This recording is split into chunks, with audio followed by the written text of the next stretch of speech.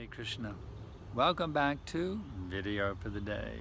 This is Sankarshan Dasadikari speaking to you from ISKCON, Austin, Texas, USA. Today I want to tell you a little story to make a point. The story is called Whatever Krishna Does Is Alright. So in the ancient Vedic time there was a king with a prime minister who was very Krishna conscious. So one day the king accidentally cut off one of his fingers and the prime minister said, "Don't worry, your majesty.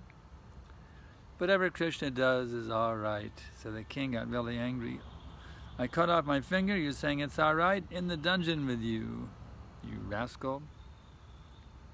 So in those days the kings, they would go on hunting trips to rid the forest of dangerous animals and to practice the killing art, because in those days, the kings, if there was a war, they would lead the fight on the battlefield. They wouldn't sit comfortably in the palace. They would be out on the battlefield leading the fight.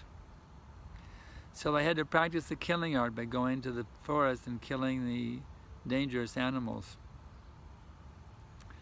So one day the king went on one of those hunting trips and he was captured by some dacoits, devotees of Goddess Kali. They wanted to offer him as a human sacrifice to Goddess Kali. So they're getting him all ready to be offered, and his last meal, nice silk clothing, but then they know, oh my goodness, he's missing a finger. We can't offer him to Goddess Kali. She'll be furious. So they let him go. So he comes back to the palace thinking, yeah, the prime minister was right.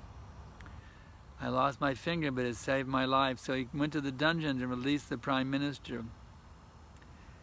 And the prime minister was just sitting there, Hare Krishna, Krishna Krishna, Hare Hare, Hare Rama, Rama Rama, Hare. He wasn't agitated at all.